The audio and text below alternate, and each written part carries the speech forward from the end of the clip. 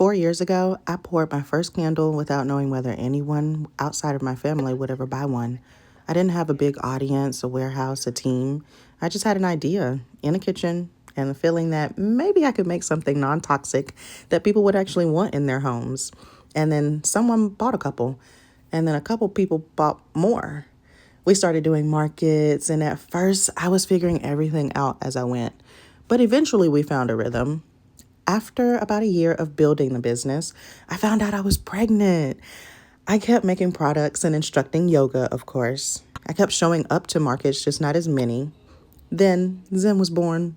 I came home and tried to find my way as a new mama. 6 days later, I was back in the hospital with postpartum preeclampsia. For a while, everything else became very, very small. Slowly, I started feeling like myself again. I started creating again, fulfilling client wholesale orders, and eventually returning to markets. Only now, I wasn't just building a business. I was learning how to build one alongside becoming a mama. There were many of workouts with the baby there because well-being has always been a thing we do, like brushing our teeth. There were injuries that slowed me down, markets we somehow still pulled off anyway, days when Zen wouldn't nap, so I cried into my husband's arms, days when the business still needed me, even when I felt like I had zero to give that week. And somehow we kept going. Through spring markets, big orders, repeat customers, sold out scents, early morning, late nights, and more wax on things than I'd like to admit.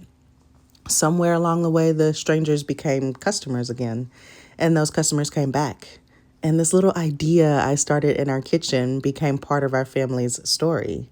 4 years later, I'm still pouring, learning, building, and still dreaming much bigger than the space I'm working in. But now I know something I didn't know when I poured that first candle. You don't have to know exactly where an idea will take you before you begin. Sometimes you just have to pour the first candle. So now you know.